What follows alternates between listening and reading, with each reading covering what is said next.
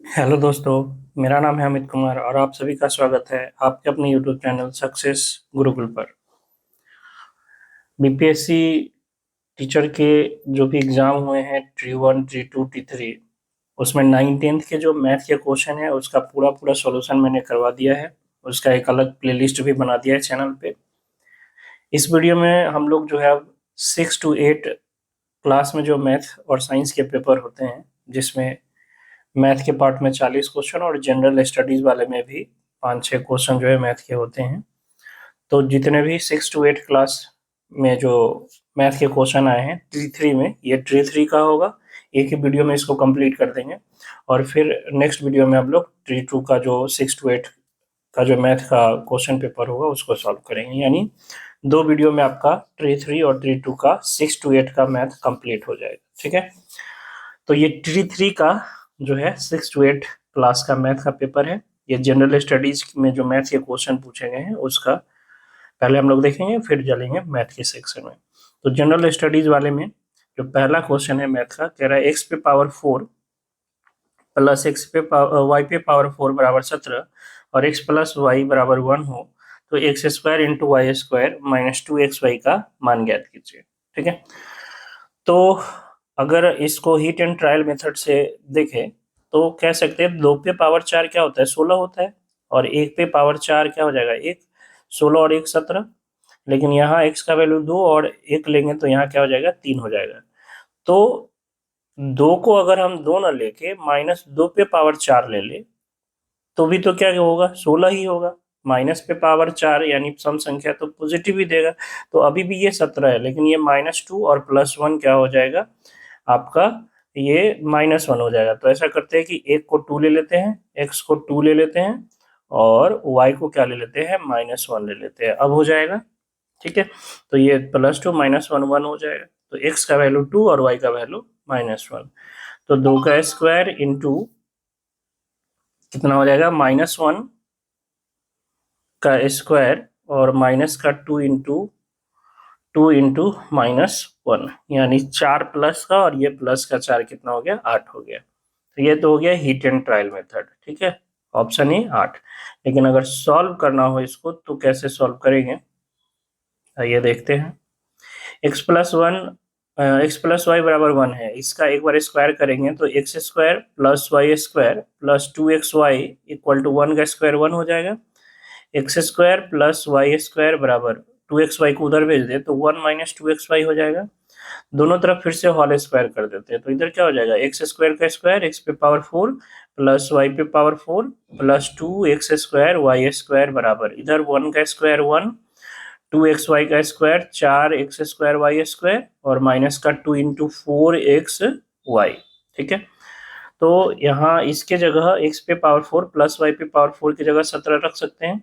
इधर से 1 आएगा तो -1, इसको भेज देते हैं उधर तो 4x स्क्वायर वाई स्क्वायर में से चला जाएगा 2x स्क्वायर वाई स्क्वायर और माइनस का 4xy। ये कितना हो गया, 16। यहाँ बच जाएगा 2x स्क्वायर वाई स्क्वायर और माइनस का 4xy।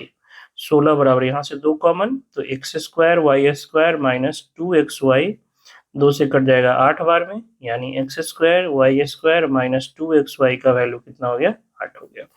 तो इस तरह से आप इसको सॉल्व भी कर सकते हो। बाकी हिट एंड ट्रायल से आ रहा है समझ में, पकड़ा जा रहा है एक बार में, तो बहुत अच्छी बात है। चलिए दूसरा क्वेश्चन इधर है 34 नंबर।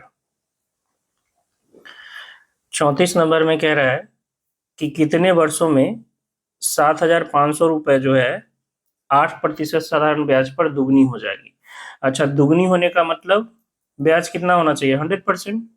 कोई राशि 100 है तो दुगना होने का मतलब 200, यानी ब्याज कितना मिला, 100%।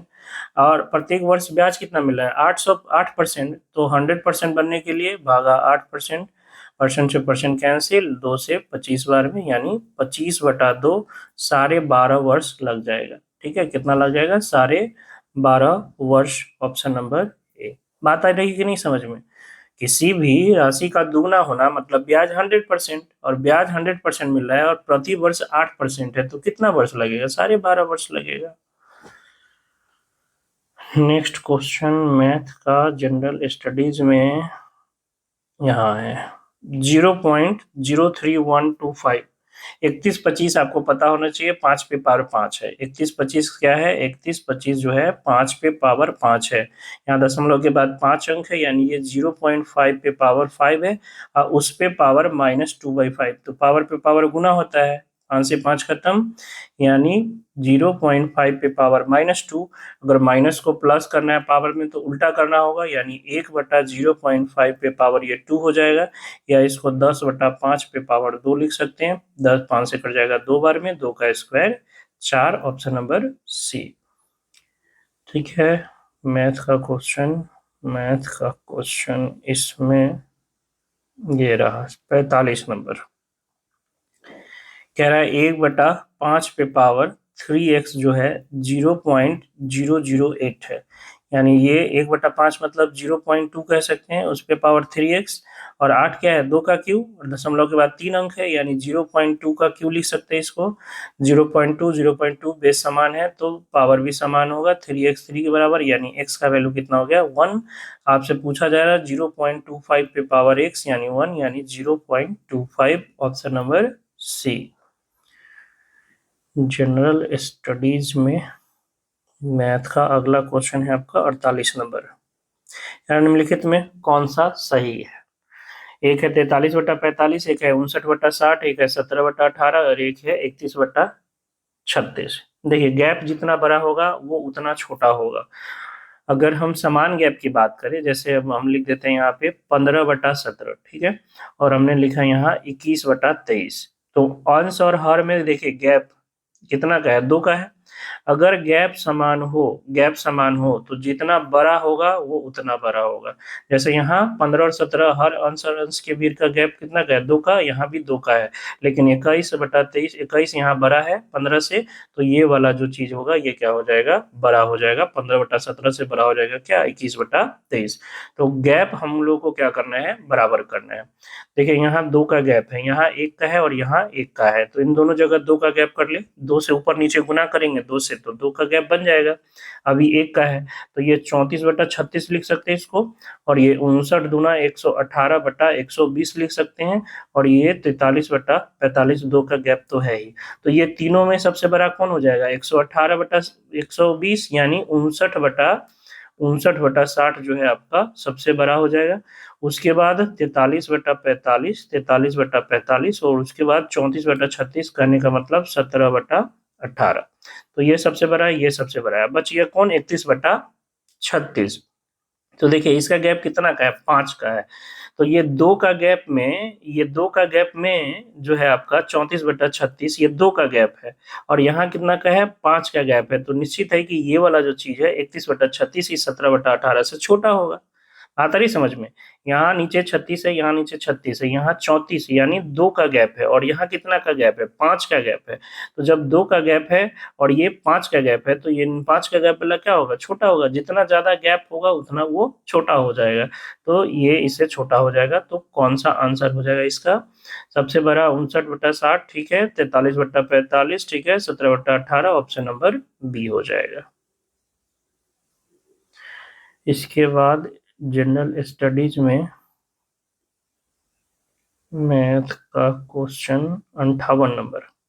दो संख्याओं का अनुपात 14:25 है, यदि उनके बीच का अंतर 264 है तो दोनों संख्याओं में छोटी संख्या। तो देखिए यहाँ अंतर कितना का है? 11 का। 11 यूनिट 264 के बराबर, तो 1 यूनिट 11 दूना 22 और 11 छक 44।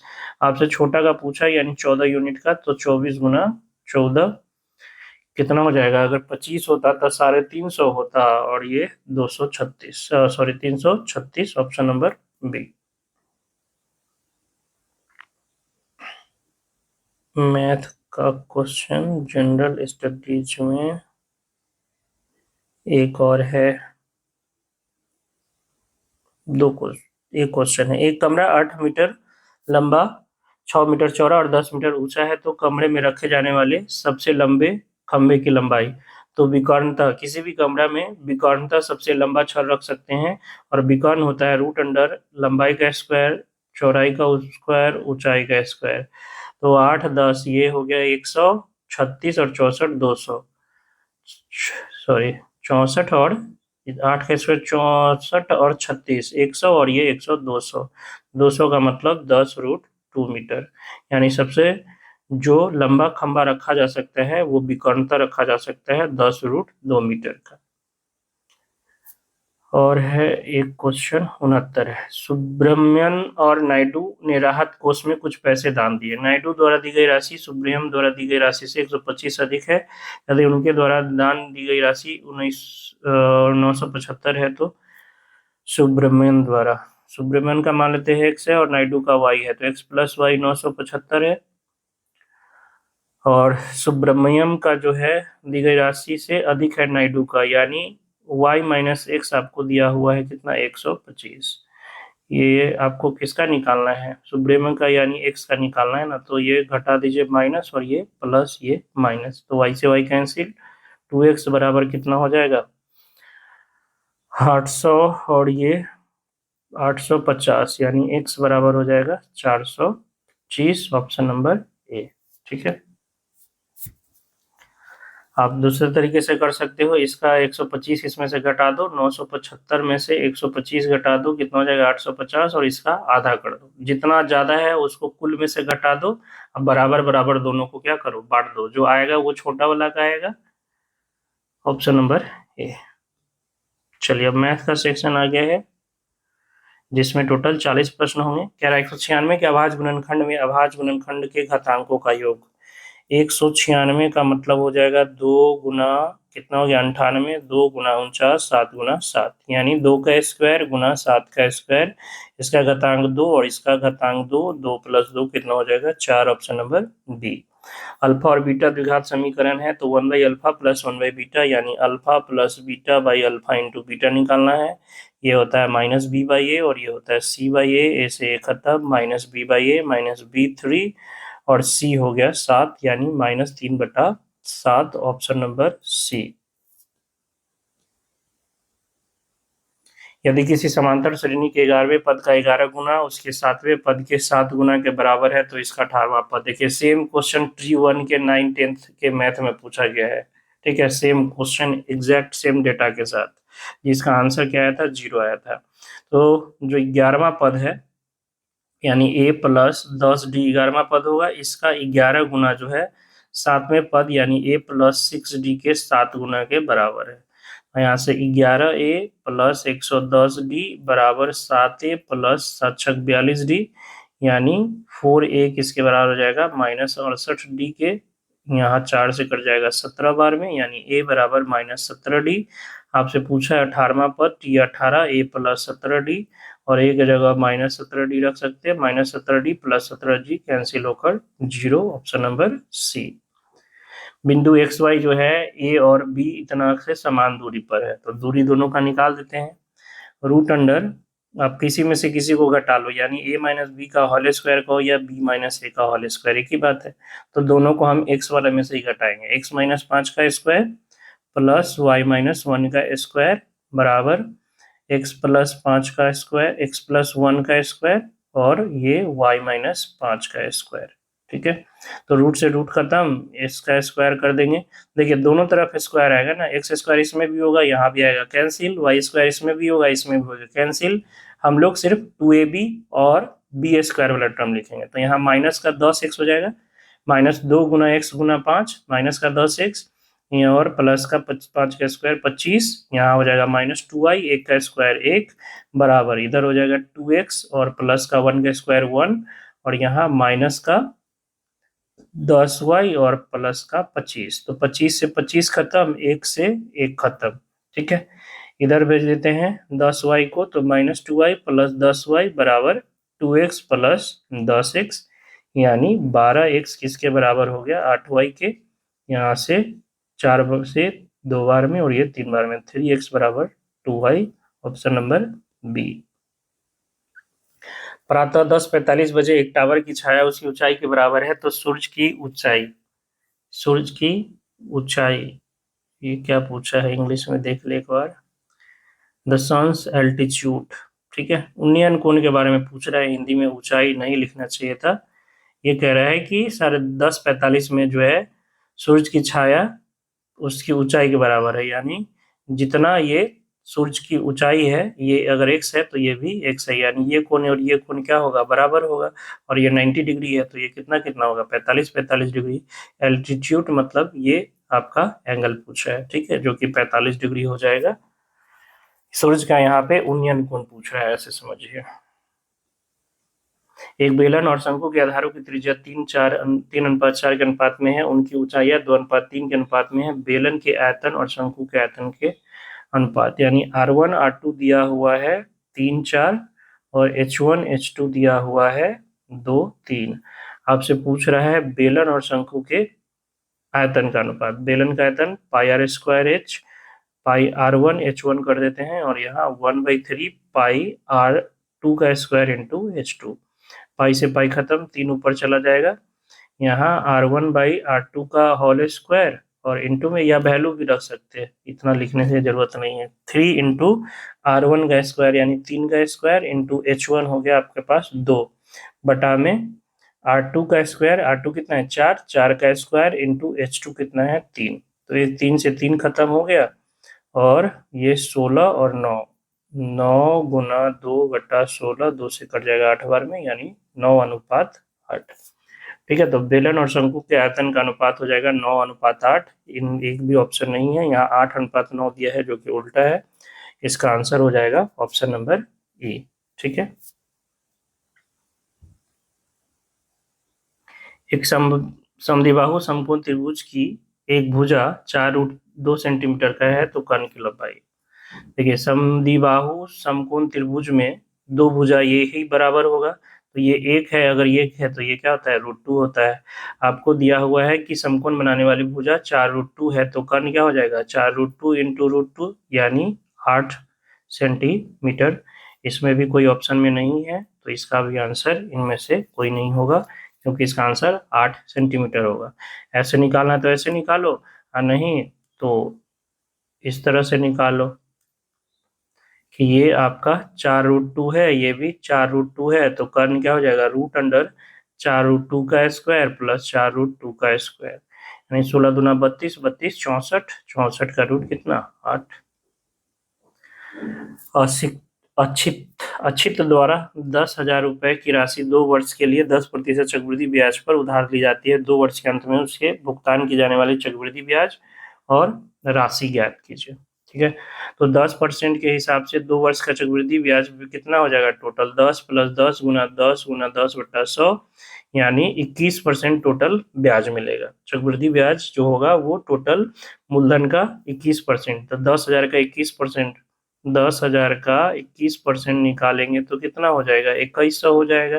तो ब्याज होगा 2100, और जो राशि होगी वो 10,000 प्लस 2100, यानी कितना हो जाएगा, 12,100 रुपए। ठीक है, 12,100 रुपए। तो यहाँ उल्टा लिख दिया है, पहले चक्रवृद्धि ब्याज लिखा है तब राशि लिखा है, जो कि ऑप्शन के अकॉर्डिंग नहीं है। पहले राशि है और तब चक्रवृद्धि ब्याज है, तो ऐसे केस में आंसर आपका डी हो जाएगा। ठीक है, ऑप्शन क्या हो जाएगा, डी। अगर राशि पहले लिखा हो तो, अगर जिस टर्म में ये लिखा हुआ है उस टर्म में इसका आंसर क्या होना चाहिए, इनमें से कोई नहीं होना चाहिए। इंग्लिश में क्या है देख लेते हैं, इंग्लिश में भी सेम है क्या। Find the compound interest and amount has to pay. देखिए, यहाँ भी पहले इंटरेस्ट है और तब अमाउंट है, तो इस केस में तो आंसर इनमें से कोई नहीं होना चाहिए। ठीक है, बट आंसर में ब्याज आपका ये है और ये आपका राशि। ठीक है, यदि संख्या x को 1 2 3 में से चुना जाता है और y को 1 4 9 में से चुना जाता है, तो probability of x into y 9 से छोटा चाहिए। अच्छा, टोटल कितने परिणाम होंगे, इसमें 3 है और इसमें भी 3 है, तो टोटल परिणाम 3 गुना 3 9 होंगे।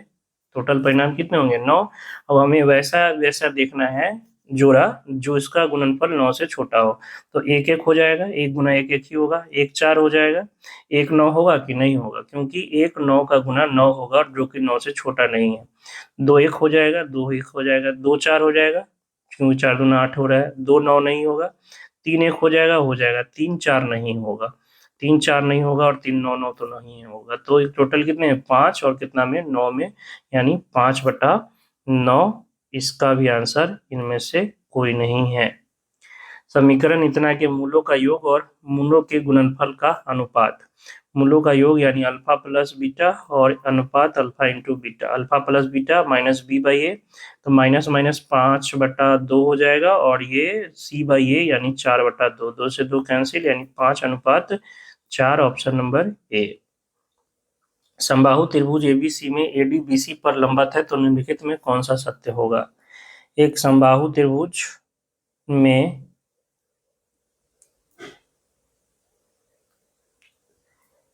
एडी जो है वो लंबवत है किस पर, बीसी पर, ठीक है। तो आपको पता है कि ये ए बी है, ये भी ए बी है, सब बराबर, तीनों भुजा क्या होता है, बराबर होता है।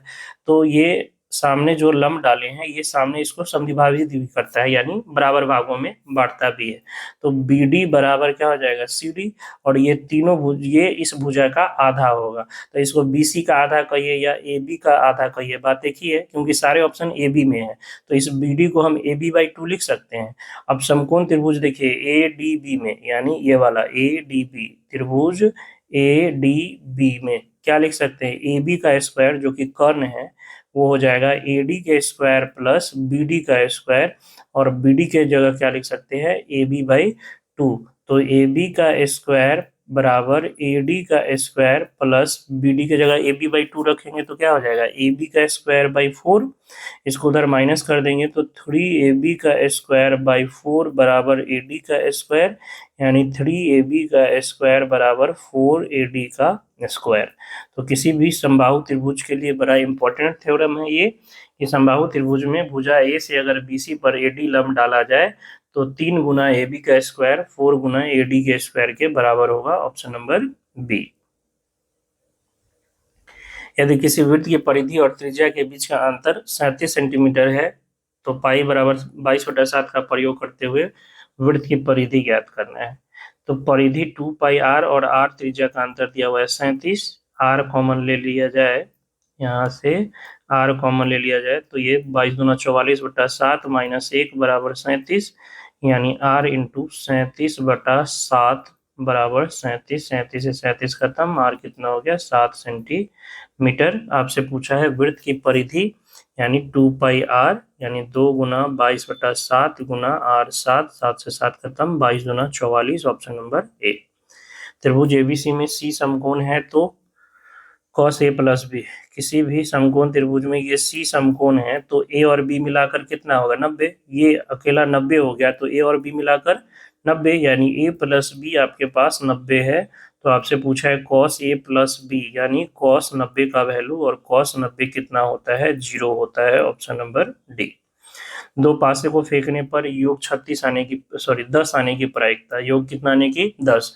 तो दो पासे को फेंकते हैं तो टोटल परिणाम कितना होता है 36, 1 1 1 2 1 3, इस तरह से करके कितने परिणाम 36, योग 10, 10 वाला कौन कौन होगा, एक हो जाएगा आपके पास 4 6 और 6 4, ठीक है, और एक आपके पास क्या हो जाएगा 5 5, और किसी का 10 होगा क्या, नहीं, 7 तो होता नहीं जो 3 7 कहिएगा, तो 4 6 6 4 और 5 5, 3 है टोटल 36 में, यानी 1/12, ऑप्शन नंबर डी।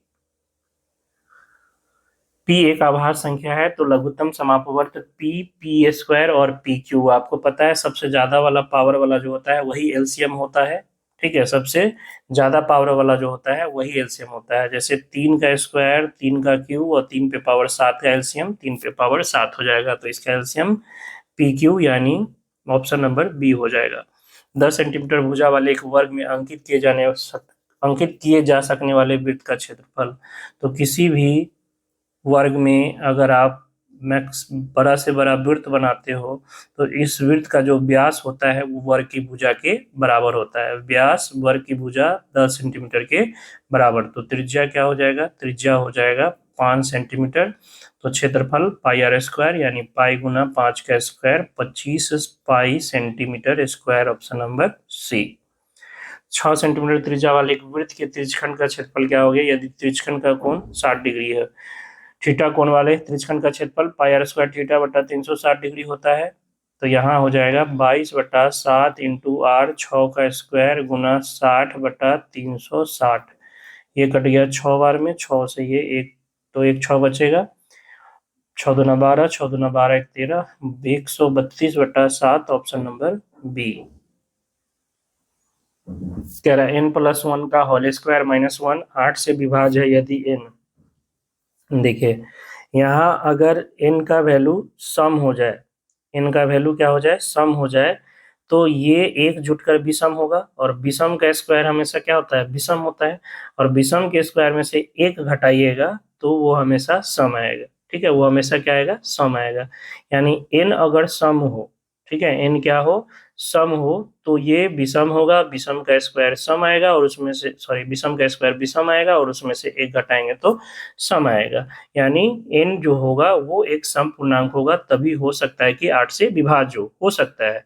अब हमें चेक करना है, तो n का वैल्यू अगर हम 2 रखेंगे तो 3 का स्क्वायर -1 क्या हो जाएगा, 8, 8 से विभाज्य है। अगर अगला सम 4 रखेंगे तो 4 1 5, 5 का स्क्वायर 25 -1 कितना हो जाएगा, 24 हो जाएगा। अगला सम 6 रख लीजिए तो 6 1 7 49 -1 कितना हो जाएगा, 48 हो जाएगा। अगला सम आपको जो है 10 रख लीजिए तो 10 का स्क्वायर 10 और 1 11 का स्क्वायर 121 -1 120। तो आप देख रहे हैं कि जब जब हम n की जगह सम वैल्यू रख रहे हैं, वो सभी संख्या क्या हो रही है, 8 से विभाज्य हो रही है। तो n का वैल्यू क्या होना चाहिए, एक सम पूर्णांक होना चाहिए। Option number 1। दो सकेंद्रीय वृत्तों की त्रिज्या 4 सेंटीमीटर और 5 सेंटीमीटर है, तो वृत्त के प्रत्येक जीवा की लंबाई होगी जो कि दूसरे वृत्त को स्पर्श करती है। ये एक बड़ा वृत्त है और इसके अंदर एक छोटकू वृत्त है जो कि सकेंद्रीय है, यानी दोनों का केंद्र सेम है, और इस वृत्त को टच करने वाली एक जीवा है। ये छोटकू वृत्त की त्रिज्या और ये बड़कू वृत्त की त्रिज्या। ठीक है, बड़कू वृत्त की त्रिज्या 4 है और छोटकू की बड़कू की 5 है और छोटका का कितना है, 4 है। तो ये समकोण त्रिभुज में ये 4 है 5 है, तो ये कितना होगा, 3, और ये 3 है तो इधर भी कितना होगा, 3, यानी जीवा की लंबाई कितनी हो जाएगी, 6 सेंटीमीटर। Option number 1। द्विघात बहुपद x² + 3x + k का एक शून्यक 2 है तो k का मान, शून्यक का मतलब क्या, इसमें इसको रखेंगे तो 0 हो जाएगा, यानी 2 का स्क्वायर + 3 × 2 + k बराबर कितना, 0। 6 और 4 10, यानी k बराबर हो गया -10। ऑप्शन नंबर ए। दो समरूप त्रिभुज की भुजाओं का अनुपात 4:9 है, तो क्षेत्रफल का अनुपात आपको पता होना चाहिए। क्षेत्रफल का अनुपात भुजा के अनुपात का स्क्वायर होता है, वर्ग होता है। यानी 4:16 का स्क्वायर कर दे तो 4:9 का वर्ग कर दे तो 16:81 ये क्षेत्रफल का अनुपात हो जाएगा। Option number C. यदि बिंदु इतना इतना और इतना संरेख है तो संरेख के लिए आपको बताया हुए है कि ढाल यानी प्रवणता बराबर होना चाहिए, और प्रवणता निकलता कैसे है, x2 - x1 बटा y2 - y1, यानी 0 - 2 बटा 0 - 1 बराबर b - 0 बटा a - 0, यानी -2 बटा -1 ये 2 हो जाएगा, और बराबर में b बटा a, यानी 2a बराबर क्या हो जाएगा, b। Option number B.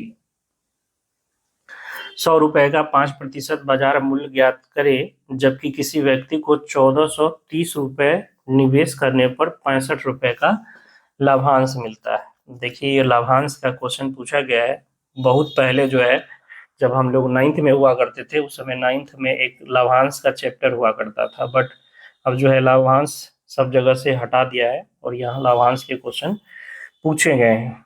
तो इसको समझने के लिए, चूंकि इस क्वेश्चन में कुछ होता नहीं है, लेकिन जो लैंग्वेज है वो आपको समझ में आना चाहिए। तो चलिए सबसे पहले आपको हम शेयर मार्केट जो है, जो लाभांश का एक्सरसाइज है उसमें जो टर्म यूज होता है उसको समझाते हैं। देखिए कोई भी कंपनी जो है, मान लीजिए कोई बिजनेस करना चाहती है, ठीक है, कोई बिजनेस करना चाहती है, 50,000 रुपए का बिजनेस करना चाहती है, लेकिन उसके पास 40,000 रुपए है। उसके पास कितना है, 40,000 रुपए। वो चाहता है कि 10,000 रुपए हमें और अलग कहीं से मिले। इसके लिए क्या करता है, इस 10,000 रुपए के बदले वो कंपनी को जो है, कंपनी के कुछ टुकड़ों में इसको 10,000 में बांट देता है। मतलब मान लीजिए कि जो है कंपनी के शेयर बना देते हैं, टुकड़ों में बांट देता है। तो इसके अगर 100 शेयर बना दिए तो प्रत्येक शेयर का दाम रख दिया 100 रुपया, कि 10,000 रुपए के लिए वो कंपनी के एक शेयर को 100 टुकड़ों में बांट दिया, यानी 100 शेयर बना दिया, और कहा कि इसको प्रत्येक शेयर का दाम कितना रख दिया, 100 रुपया रख दिया, कि कोई अगर इस शेयर को खरीदेगा तो 100 रुपये प्रति शेयर से खरीद के 100 शेयर खरीद ले तो हमें कितना हो जाएगा, 10,000 रुपया हो जाएगा।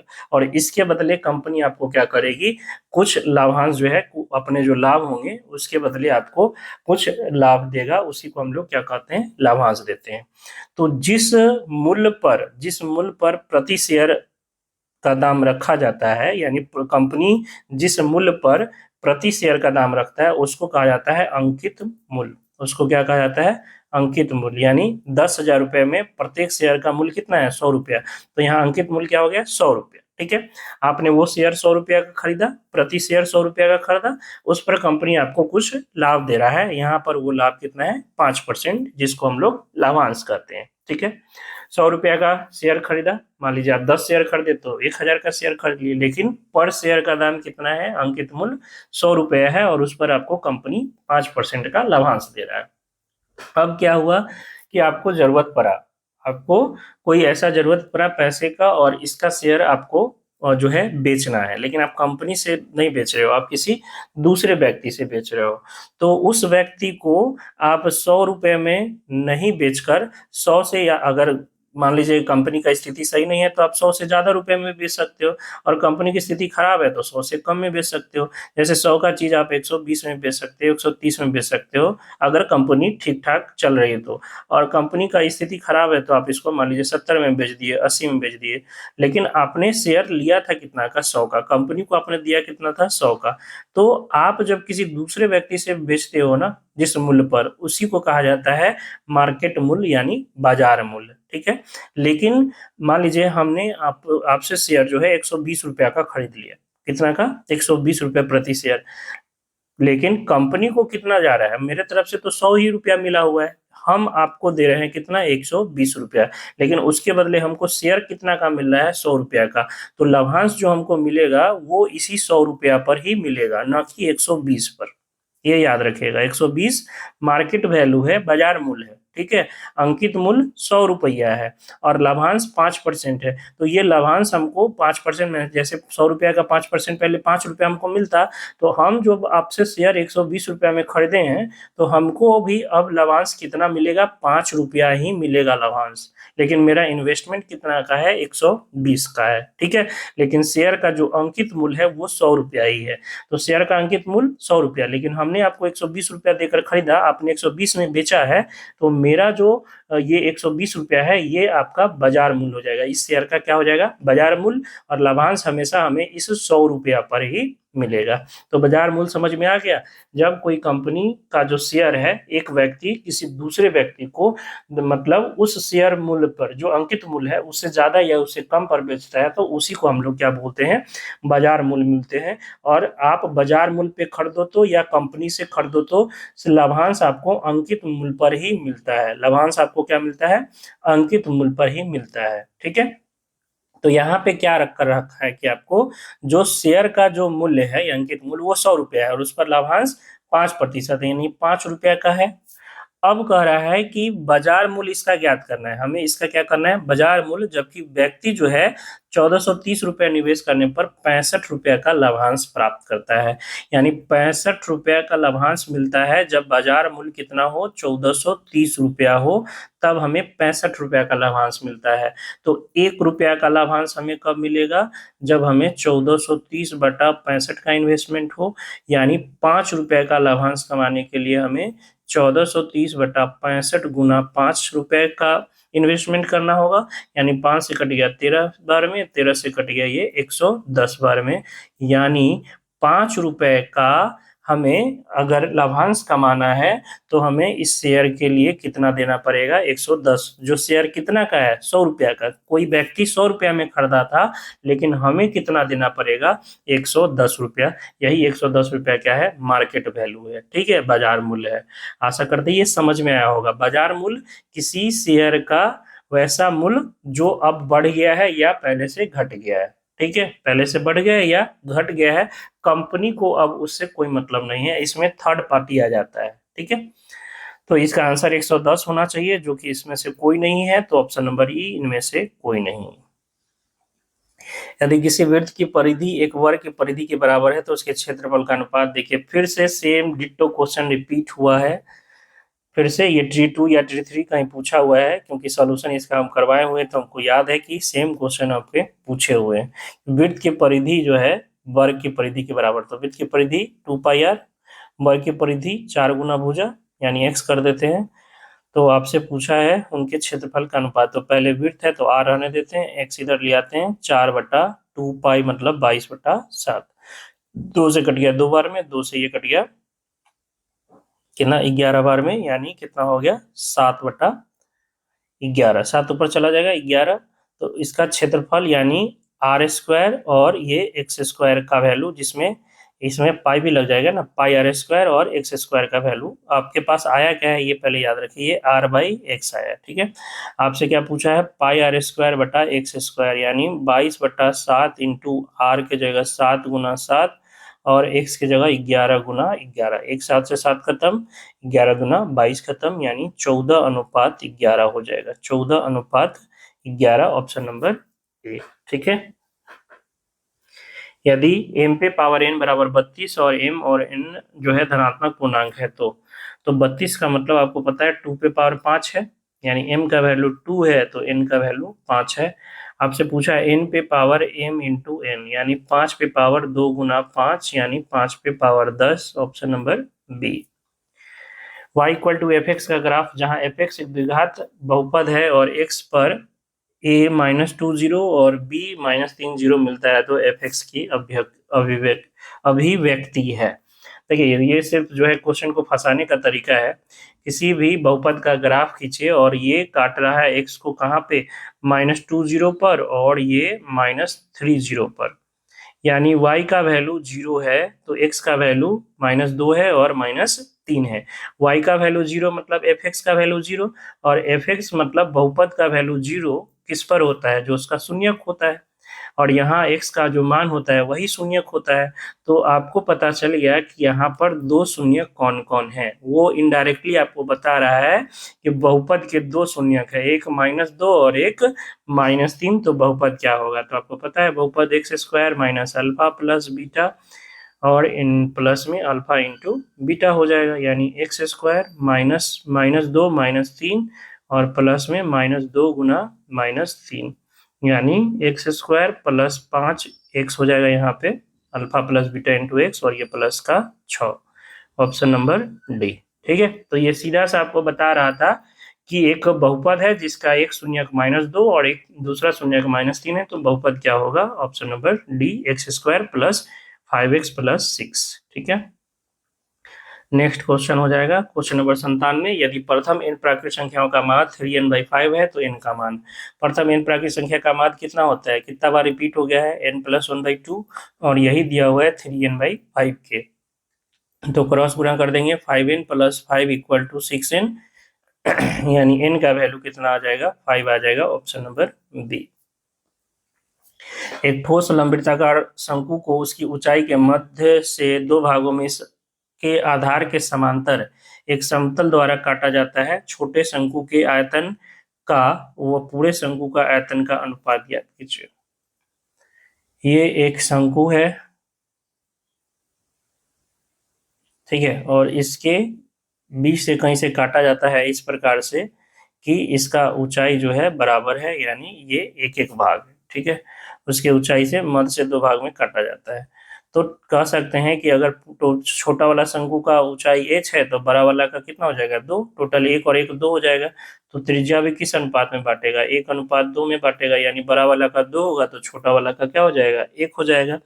तो बड़ा वाला का आयतन 1/3 पाई r1 का स्क्वायर इंटू h1, और छोटा वाला ये छोटा वाला का हो गया ना, बड़ा वाला का कर लेते हैं 1/3 पाई r2 का स्क्वायर इंटू h2, तो 1/3 पाई से 1/3 पाई कैंसिल, r1 पहला वाला के लिए 1 का स्क्वायर, h1 1, r2 2 का स्क्वायर इंटू 2, यानी कितना हो गया 1/8, यानी 1:8।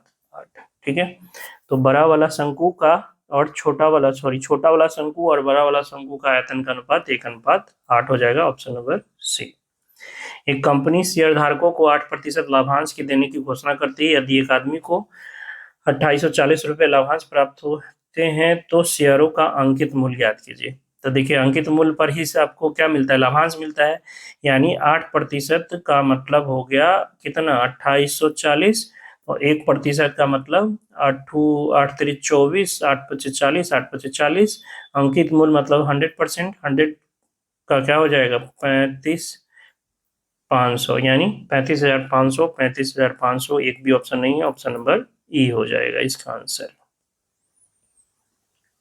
Sign 45 degree plus theta minus cos 45 degree minus theta बराबर है, किसी एक को चेंज कर लीजिए, साइन को ही चेंज कर लीजिए, इसको लिख सकते हैं cos 90 minus 45 degree plus theta, 45 degree plus theta, और माइनस का कॉस 45 माइनस थीटा, इसको रहने देते हैं, तो क्या हो जाएगा कॉस कितना हो जाएगा, 90 में से 45 जाएगा तो 45, और माइनस माइनस माइनस थीटा बराबर कॉस 45 माइनस थीटा, दोनों सेम है, कैंसिल होकर कितना हो जाएगा 0, ऑप्शन नंबर ए। यदि रेखाखंड को 3:7 के अनुपात में विभाजित किया जाए तो विभाजन बिंदु बनाते समय इसमें कितने भाग होंगे। किसी भी रेखा पर 3:7 को बनाना है तो 1, 2, 3, 4, 5, 6, 7, 8, 9, 10 ऐसे बनाएंगे, और यहाँ से 3 लेके ऐसे खींच देंगे तो ये 3 और अनुपात 7 में आपका विभाजित हो जाता है ना, 3:7 में आपका विभाजित हो जाता है। तो ऐसे कितने रेखाएं बनानी पड़ेगी, सॉरी ऐसे कितने भाग होंगे, तो 1, 2, 3, 4, 5 टोटल 10 भाग बनाने पड़ेंगे, ठीक है। तो जब भी ऐसे क्वेश्चन हो ना, दोनों अनुपात को क्या करो, जोड़ दो, ऑप्शन नंबर सी हो जाएगा। पीए और पीबी केंद्र ओ वाले वृत्त पर इस प्रकार स्पर्श रेखाएं हैं कि एपीबी 50 डिग्री है, तो कोण ओएबी ज्ञात कीजिए। ये है आपका पी पर स्पर्श रेखा ए और बी, ठीक है, पी ए और पी बी, ये दे रखा है 50 डिग्री, तो आपसे क्या पूछा है, आपसे पूछा है ओ ए बी, ये एंगल पूछा है। अच्छा आपको पता होना चाहिए ये एंगल और ये एंगल दोनों बराबर होता है, ये 50 है तो ये कितना होगा, केंद्र पर बना कोण, दोनों का योग 180 होता है तो 130 हो जाएगा, तो इस दोनों का जोड़ भी कितना हो जाएगा 50, ये दोनों मिलाकर ये टोटल 130 है, तो इन दोनों को मिलाकर कितना होगा 50, तो ये दोनों बराबर होता है तो आधा आधा कितना हो जाएगा 25 25, यानी 25 डिग्री हो गया। एंगल ओ ए बी बराबर होगा एंगल ओ बी ए, ये दोनों कितना के बराबर होगा 50/2, यानी 25 डिग्री के, ठीक है, ऑप्शन नंबर डी। कह रहा है एक टैंक जो है सिलेंडर के आकार का बना हुआ है जिसमें एक सिरे पर एक अर्धगोलाकार गड्ढा है, बेलन की ऊंचाई 1.5 मीटर है और त्रिज्या 3 सेंटीमीटर है, टैंक का कुल सतह का क्षेत्रफल। तो ये एक बेलन हो गया, और इसी के नीचे जो है एक अर्धगोलाकार इसका भाग हो गया, इसका ऊंचाई दिया हुआ है 1.45, त्रिज्या दिया हुआ है तो दोनों का त्रिज्या बराबर हो जाएगा, 30 सेंटीमीटर है, 30 सेंटीमीटर बोले तो 0.3 मीटर हो जाएगा।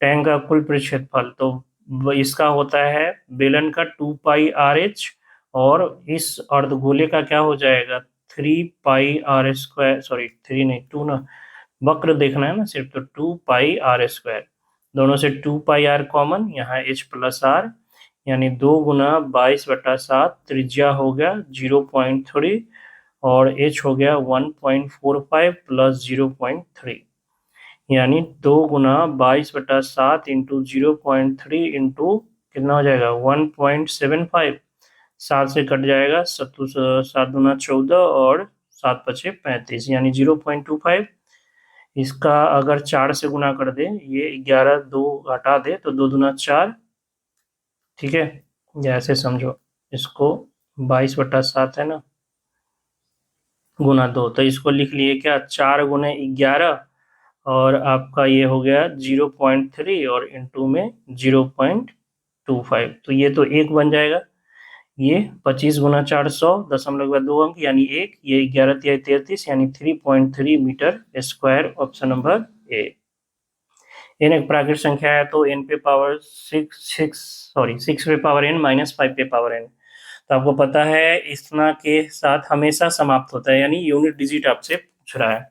6 पे पावर कुछ भी रहेगा तो यूनिट डिजिट क्या आएगा 6, और 5 पे पावर कुछ भी रहेगा तो यूनिट डिजिट क्या आएगा 5 आएगा। 6 का स्क्वायर 36, 6 का क्यूब 216, 6 है ना। तो 6 पे पावर कुछ भी रहेगा यूनिट डिजिट 6 आएगा, 6 5 पे पावर कुछ भी रहेगा यूनिट डिजिट 5 आएगा, और इसको घटाएंगे तो यूनिट डिजिट 1 के साथ अंत करेगा। Option number D. समीकरणों की जोड़ी x बराबर a और y बराबर b का ग्राफ द्वारा रेखाओं का प्रतिनिधित्व करती है। जो x बराबर a क्या होगा, कहीं a होगा, ऐसे खींच देंगे तो ये x बराबर a हो गया, और y बराबर b ये हो जाएगा, ये y बराबर b हो जाएगा, y बराबर b। तो जहां ये एक दूसरे को काटेगा वहां x का निर्देशांक a होगा और y का निर्देशांक b होगा, यानी रेखा एक दूसरे को कहां पर प्रतिच्छेद करेगी, a और b पर प्रतिच्छेद करेगी। तो कह रहा है पहला b a पर प्रतिच्छेद करेगी, गलत है। समांतर हो ही नहीं सकता है। 0 और 0 पर प्रतिच्छेद करेगी, हो ही नहीं सकता है। समपाती है, हो ही नहीं सकता है। ए और बी पर प्रतिच्छेद करेगी। ऑप्शन नंबर ई, इनमें से कोई नहीं। एक क्रिकेट मैच में एक बल्लेबाज 40 गेंदों में से 8 बार बाउंड्री लगाता है। बाउंड्री न लगा पाने की प्रायिकता, तो 8 बार लगाता है तो 32 बार नहीं लगाता है। कितना में, 40 में। 8 चौका 32, 8 पचे 40, 4/5। Option number D. tan ए बराबर cot 30 डिग्री प्लस ए, तो ए का मान tan थीटा बराबर tan alpha plus cot beta बराबर tan अल्फा बराबर cot बीटा कब होता है, जब अल्फा प्लस बीटा का योग 90 के बराबर हो। यानी a plus 30 degree plus a बराबर 90 डिग्री, यानी 2a बराबर 60 डिग्री, यानी a बराबर कितना हो जाएगा, 30 डिग्री। ऑप्शन नंबर ए। बहुत सारे लोग चेंज करके बनाते हैं कि tan a को क्या लिख सकते हैं, cot 90 माइनस ए, कॉट 90 माइनस ए लिख सकते हैं tan ए को, बराबर कॉट 30 प्लस ए। तो कॉट से कॉट खत्म, सेम है तो 90 माइनस ए बराबर 30 प्लस ए। आप यहाँ से सॉल्व करके भी निकाल सकते हो, तो ऐसे भी लोग बनाते हैं। बाकी इतना याद रखिए, tan बराबर कॉट दिया है तो उनके एंगल का जोड़ कितना होना चाहिए, 90 डिग्री होना चाहिए। 108 का रहा है 5 अवलोकनों वाले दिए गए डेटा के लिए 15.5 20 पर त्वरण से कम और त्वरण से अधिक प्रतिच्छेद करते हैं तो डेटा का माध्यक क्या होगा। इसके लिए आपको पहले त्वरण समझना पड़ेगा कि त्वरण क्या है। देखिए 10 से 20, 20 से 30, 30 से 40, 40 से 50, 50 से 60, इस तरह से ये वर्ग अंतराल है। और इसका मान लीजिए बारंबारता है, 2 है, 4 है, 3 है, 5 है, और ये मान लीजिए जो है आपका 7 है। ठीक है, ये इसका बारंबारता है।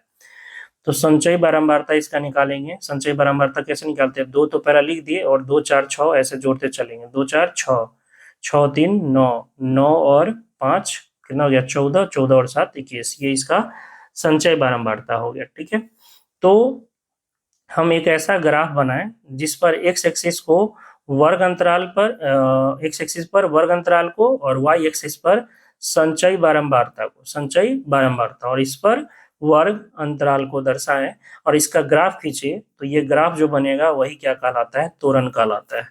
जो ग्राफ बनेगा किसका किसका, वर्ग अंतराल और संचयी बारंबारता का, वही क्या कहलाता है, त्वरण कहलाता है।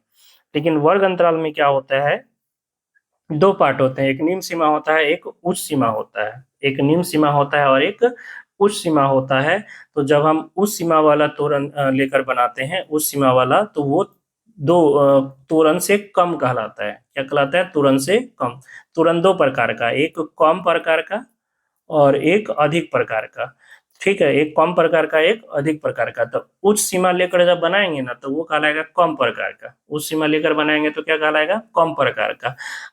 अगर जो है निम्न सीमा लेकर बनाएंगे तो वो कहलाएगा अधिक प्रकार का। ठीक है, तो कहने का मतलब इसका अगर हम ग्राफ बनाए तो उच्च सीमा इसका अगर हम 20 ले तो इसके साथ संचय बारंबारता कितना हो जाएगा, 2। अगर इसके साथ हम 30 ले तो 6, इसके साथ अगर 40 ले तो क्या हो जाएगा, 9। इस तरह से इसका ग्राफ बनाएंगे तो ऐसे ग्राफ बनेगा। ठीक है, अच्छा अगर हम इस पर निम्न सीमा, ये आपका उस सीमा था ना, निम्न सीमा लेकर बनाए तो निम्न सीमा में इसका 10 लेंगे तो इसका 2, इसका आपका, तो इसके लिए आपको संचयी बारंबारता उल्टा लिखना पड़ता है। यानी यहाँ 21, 14, 9, 6 और 2, यानी 10 का किसके साथ होगा, 21 के साथ, 20 का हो जाएगा 14 के साथ, 30 का हो जाएगा 9 के साथ। इस तरह से जब ग्राफ बनाएंगे तो इसका ग्राफ ऐसे घटते हुए आता है, इसका ग्राफ ऐसे बढ़ते हुए जाएगा और इसका ग्राफ ऐसे घटते हुए जाएगा, और यही ग्राफ एक दूसरे को कहीं पे काटेगा। यानी कम प्रकार वाला त्वरण, अधिक प्रकार वाला त्वरण जहां पे काटता है उस कटान बिंदु को दिया हुआ है यहाँ पे 15.5 और 20 दिया हुआ है। ठीक है। और ये जो कटान बिंदु का x निर्देशांक होता है, यानी x का जो वैल्यू होता है वो किसके बराबर होता है? माध्यिका के बराबर होता है।